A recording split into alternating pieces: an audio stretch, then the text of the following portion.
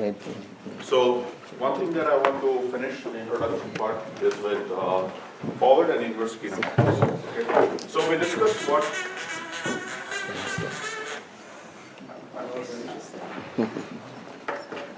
Alright. So let's start with a simple manipulator to explain the point. This is a manipulator that we'll be using very extensively because it's easy to understand. I'm talking about a 2 degree of freedom planar manipulator.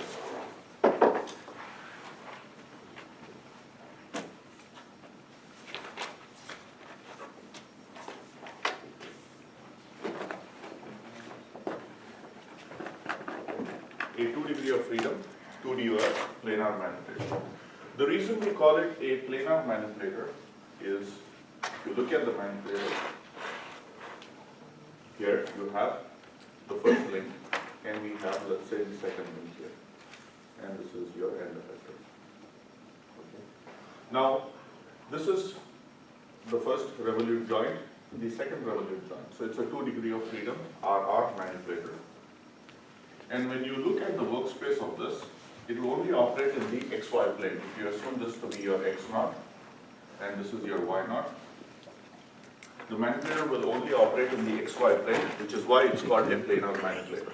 So it operates only in the XY plane.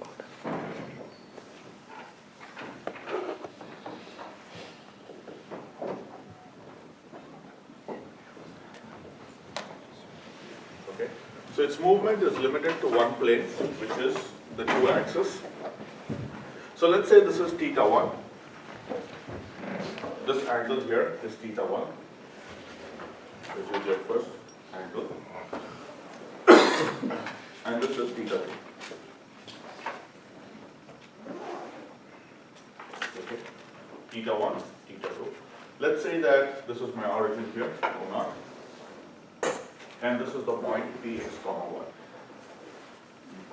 which is the coordinates of the end effector. Now we want to see a relation between θ1, θ2, and Px, Y. So we can study the movement of the manipulator. Okay. So you have your joint vector.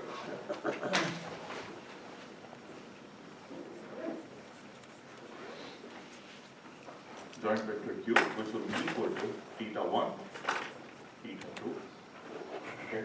These are the two joint angles, θ1 and θ2. We have coordinates of the end effector.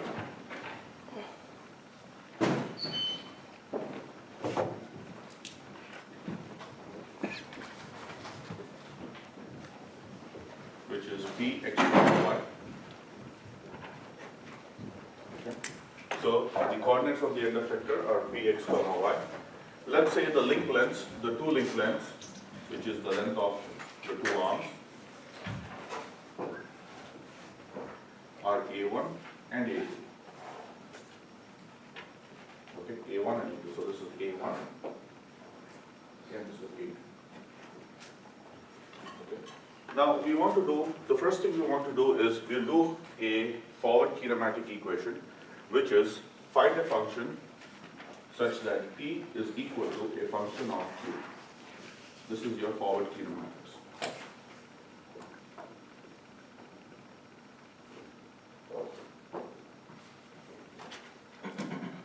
That means if I'm given the joint angles, I should be able to tell the position of the end effector.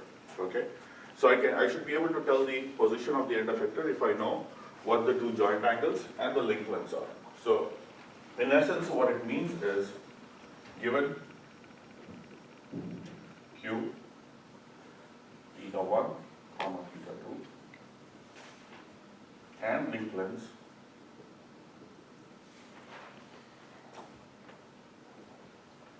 A1, A2, find Px, Y. Okay, we need to find the coordinates of the end effector x, y. Yeah. What is P is equal to function of the joint vector? This is a representation for forward kinematics. What I'm saying is Q is θ1, θ2. So you want to write f of θ1, θ2. That means P as a point should be a function of these two angles, because as these two angles, as the links rotate, px comma y will keep on changing. If I'm moving theta 2, the coordinates of x comma y will change. Similarly, whenever I change any joint angle, either theta 1 or theta 2, p will change. So I have to have a relation between p and the angles. Okay. So let's say, to do this, there is only one way. Let's say that obviously this will be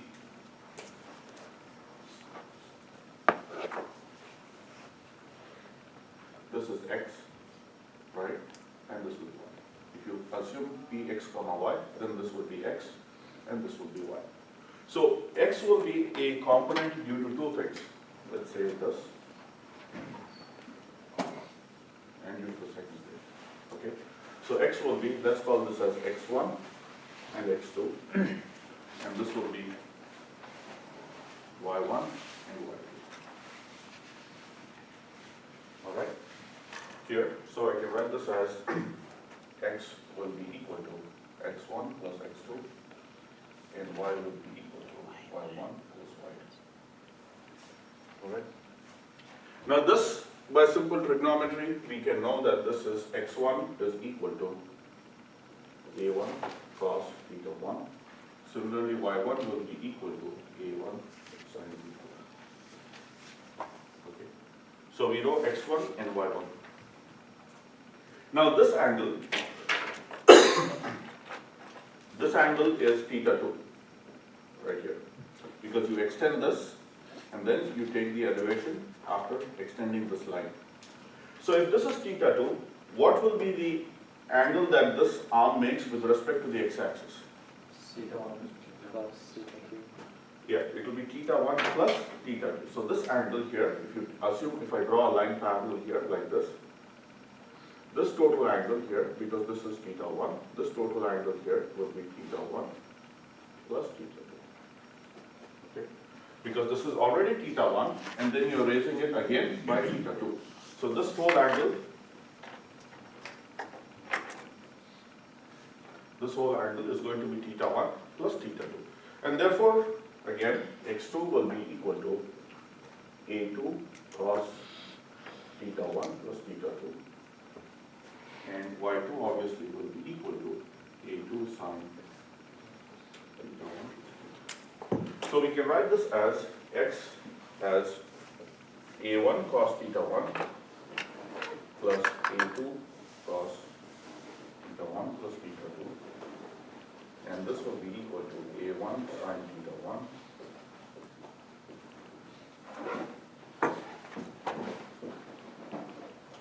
So as you can see, you can write a relation here. Normally what I'll do is I'll write cos theta 1 or cos theta 1 as C1, or if I have cos theta 1 plus theta 2, I'll just write it as C12. Okay? So it's much easier to write. So x comma y will be equal to a1 cos 1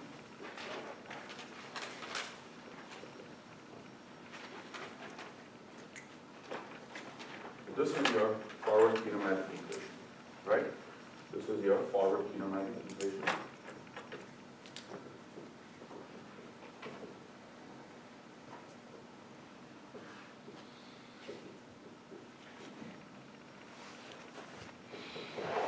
Okay, so as you can see, the coordinates are a function of theta 1 and theta 2. Okay, so P is a function of theta 1 and theta 2. So at any time you can track the position of the end effector if you know A1, A2 and theta 1, theta 2. Similarly, I'll write, if I have sine theta 1, I'll just write it as S1.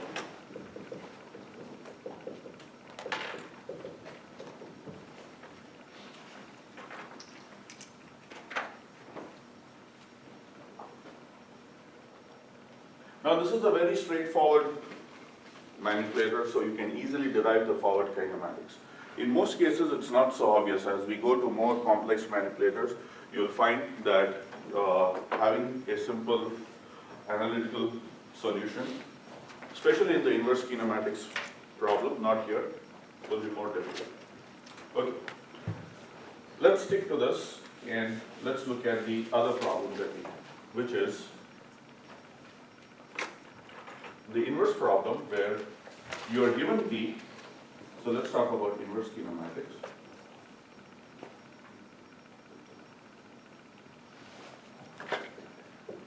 Okay. So in the case of inverse kinematics, you are given Px comma y and link lengths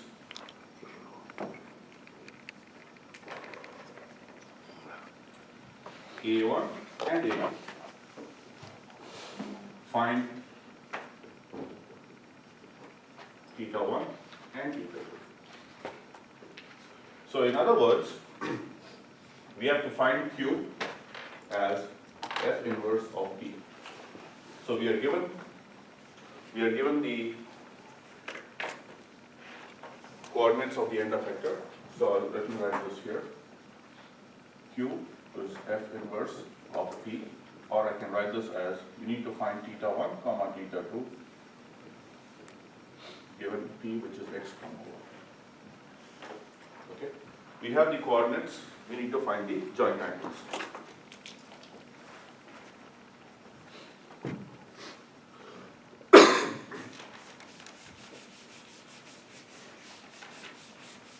There are 2 or 3 methods. I'm just going to use a simple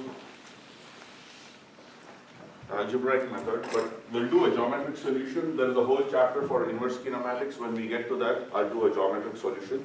But for now, let me just do a simple algebraic solution. Okay, so we need to find theta 1, theta 2. So find theta 1, theta 2. What I'll do is I'll use these equations and work ourselves backwards. We know that from forward kinematics, we know that x is equals to a1 cos theta 1 plus a2 cos theta 1. Y is equal to a1 cos theta 1. Okay. We know this from forward kinematics. So what we'll do is, let's call this set of equations as 1. We'll square and add 1.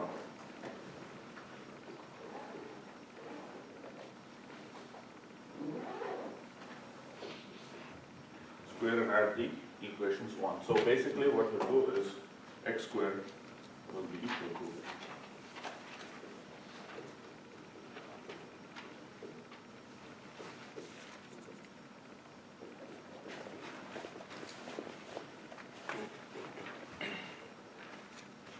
we'll add.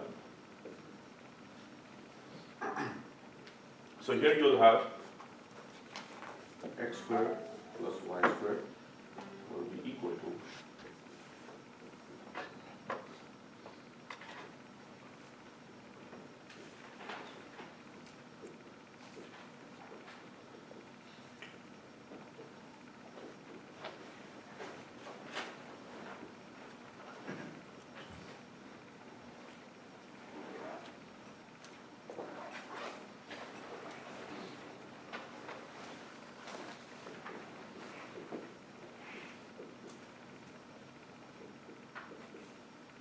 Alright, so here we'll have, obviously, when you take these two common,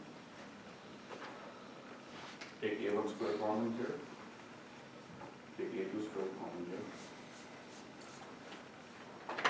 We'll have x squared plus y squared will be equal to a1 squared plus a2 squared plus 2a1, a2. A1, A2 I can take common here, cos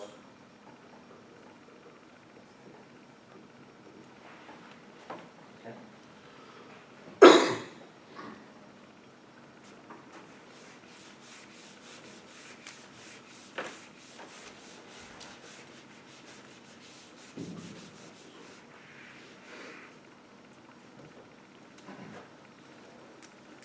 Now, I can write this as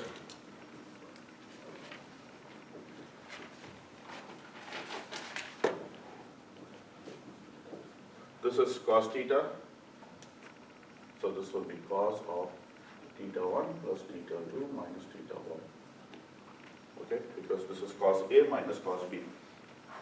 So you'll have, this will be equal to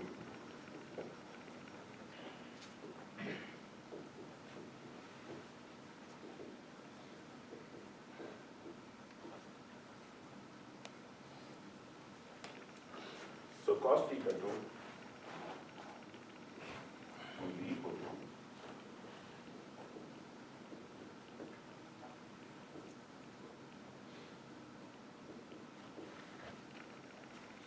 okay.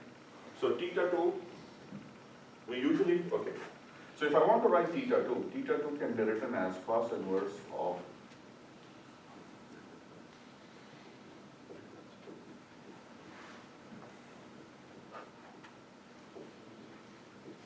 but we generally don't do this. We never take cos inverse. Why? It's okay to take sine inverse or tan inverse, but we never take cos inverse. Why? Huh? Why? What happens if you take cosine inverse? Why not cosine inverse? This is generally not advisable to take a cos inverse. It's better to convert this into sine or tan and then do it. The reason is cosine is always positive, so you will never get a negative angle for theta 2. Okay? Theta 2 can be positive or negative because cos theta is an even function. It is equal to cos of minus theta. So there is no distinction between a positive angle or a negative angle when it comes to cos. So what we generally do is we don't take a cos inverse because this will have two solutions. Let's call this as D. So sine theta 2 will be plus or minus square root of 1 minus b square. Okay, or theta 2 will be equal to tan inverse of sine by cos, which is plus or minus 1 minus b square divided by d. So here we'll have two solutions.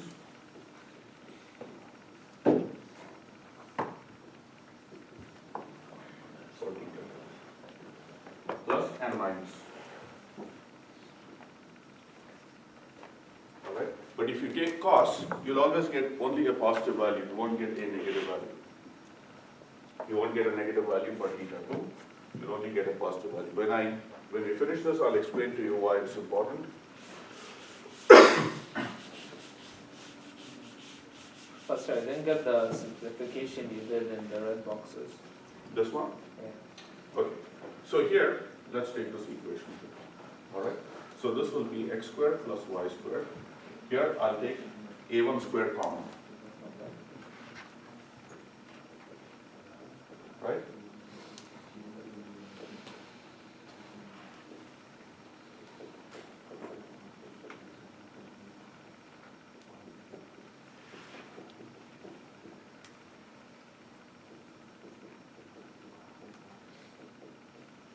This is sine squared plus cos.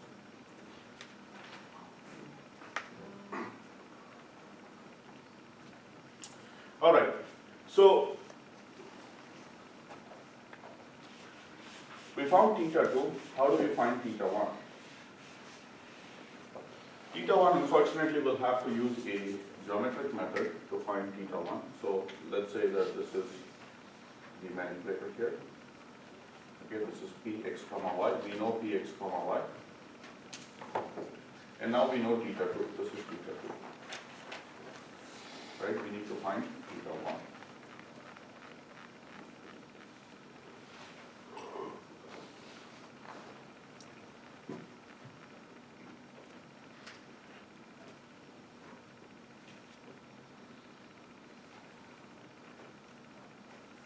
Okay, so this is x and this is y.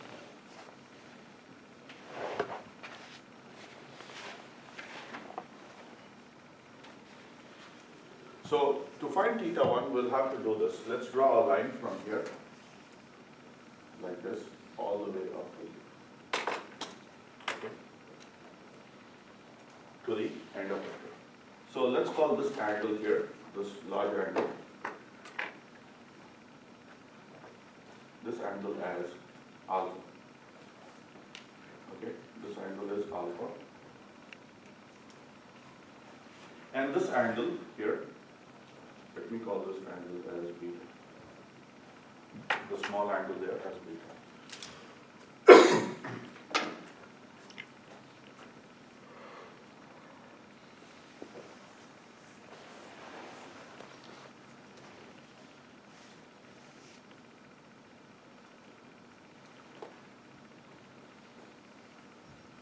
Okay.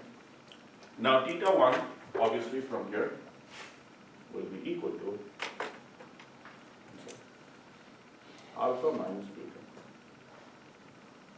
Okay, it's as simple as that. Alpha minus beta should be equal to theta 1. How do I find alpha? Alpha is straightforward because alpha is, if you look at this triangle here,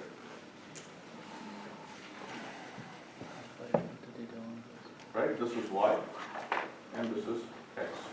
So alpha will be straightforward. Alpha will be equal to tan inverse of y over x. Okay. Finding beta is a little more complicated, so let me draw this separately.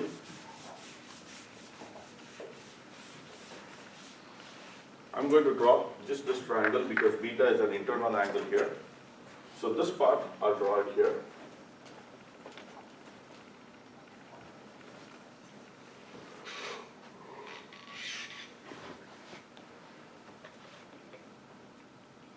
This angle is beta. This link length, let's call this first link length, as you know, is A1. The second link length here is A2. So this is A1. And this link length is A2. All right, we need to find beta. This is Ex comma y. And this is O1. All right. The only way we can find beta is, we'll extend this line here. And we'll drop a perpendicular like this. We know that this angle here, this angle is theta 2, so this is theta 2. Okay, that is theta 2. If this is theta 2, if this angle is theta 2, this will be A2 sine theta 2. Same way, this part will be A2 cos theta. So tan of beta will be tan beta will be equal to opposite, which is A2 sine theta 2 divided by A1 plus A2 sine theta. Okay. So I can write beta as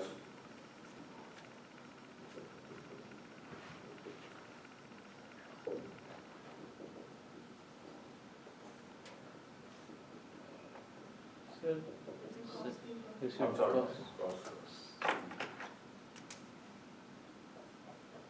Thank you.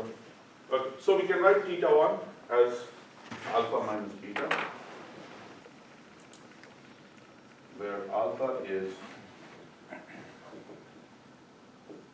y over x minus tan of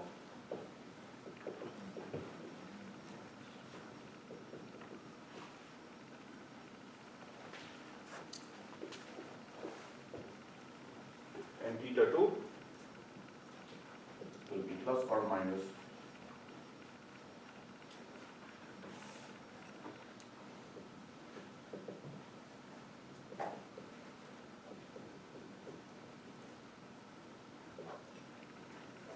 right d squared by 1 minus d, where d is equal to x squared plus y squared minus a1 squared minus a2 squared divided by 2a over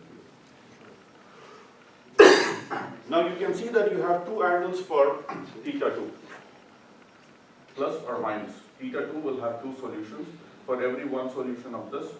So what does that mean? It means that when you have a point in space like this,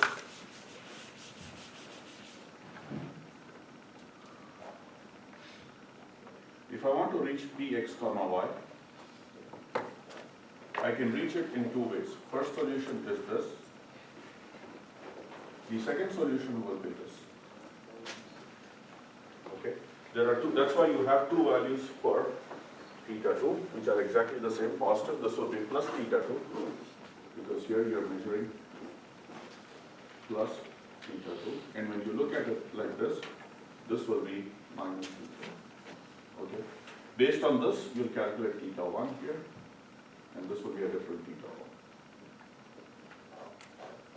1. This is known as your elbow up configuration. And this configuration is known as elbow down.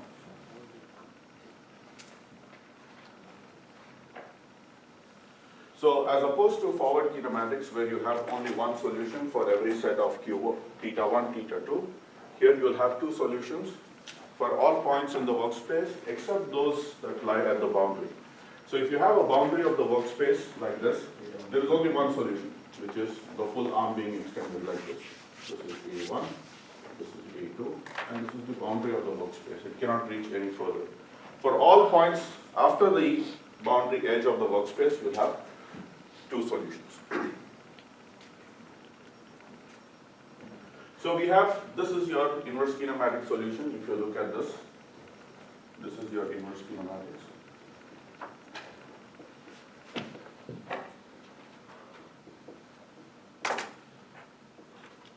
Obviously, as you go for higher degrees of freedom, it's not as simple as this.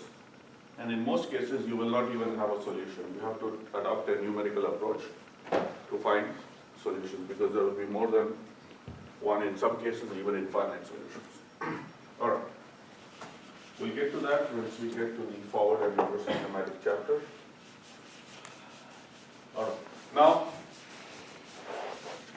you have a certain idea of what the terminology is and what inverse and forward kinematics is. So let's start developing a mathematical model for the motion of a manipulator. The first thing that we do to lay a foundation for that is to study what is known as rigid body motion.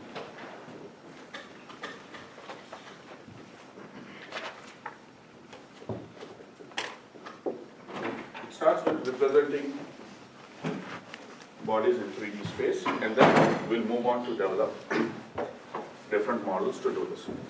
All right. So to represent a body in 3D space, for a 3D space representation,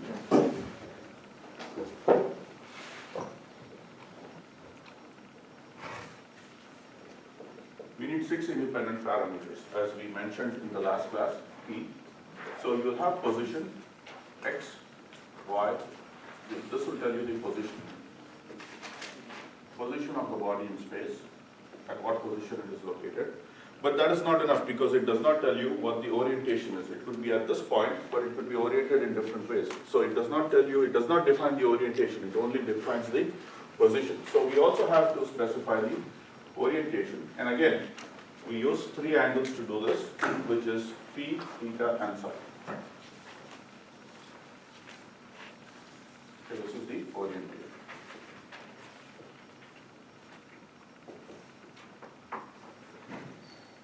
All right. So we'll need 6 independent parameters to do this. Now, if you have seen this manipulator that we just discussed, and we said when we were discussing frames, we said this is our fixed frame, x0, y0, o0. Then we had individual joint frames here, which will be x1, y1, or end effector frame, which is xe, ye, or ye, xe, so on.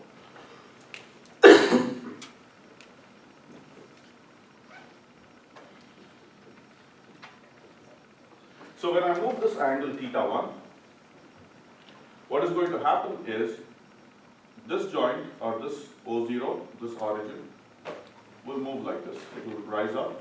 It's going to trace an arc like this, based on the motion of as θ1 changes. Right? This is going to move. Same thing with this. If θ1 and θ2 both change, this will move. So any rotation that you do will be conveyed forward. So it will be moved on to the next frame. So we have to study, or we have to form a relationship between the different frames. If you want to study the motion of a manipulator, we have to study any motion that is done about one frame, how does it affect the next frame, okay, and so on. So first thing that we will study here is, there are two types of motions, obviously.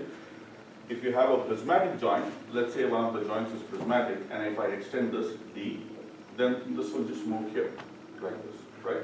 So there are two types of motion when it comes to 3D rigid body motions, which is translations and rotations, which is exactly the two types of joints that we have, prismatic and revolutive, right? Translation is just moving forward and backwards, which is very simple. We'll talk about that later. It's not so hard to grasp. But rotations, you need to understand a way of representing them and understanding how frames rotate, okay? So we'll talk about frame rotations first.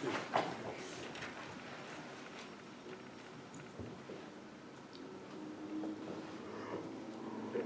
We'll start off with a 2D rotation, two-dimensional rotation.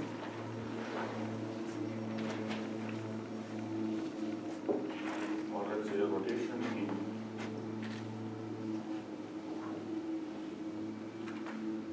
two dimensions. Okay. So I'm just only considering x and y axis. So let's say that this is my x0. And I rotate this axis by an angle theta.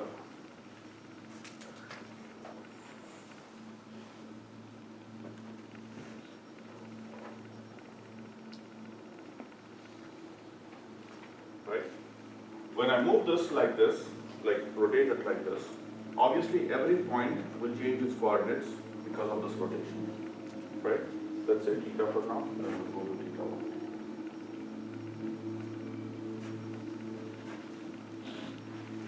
Okay. So if you have a point P here, with respect to this frame, its coordinates will be different. After rotation, the coordinates will change with respect to the new frame because the frame has been rotated. Same thing happens when I move this, all the points will automatically change coordinates. They'll have different coordinates with respect to this frame, they'll have different coordinates with respect to this frame, and the fixed frame, obviously. So we need to have a relation between these two frame movements. It's easy to do in 2D, we'll extend it to 3D, okay? Now, let's say that we'll find the coordinates. Normally, we write a rotation R0, 1. That means from the original frame to the next frame, okay? This is my initial frame. On top, I'll write the initial frame. And this is your final frame. Okay? So I can write a rotation which is from 0th frame to the 5th frame or 6th frame and so on. So this is where I'm starting and this is my final frame. So this will be equal to the change in coordinates in x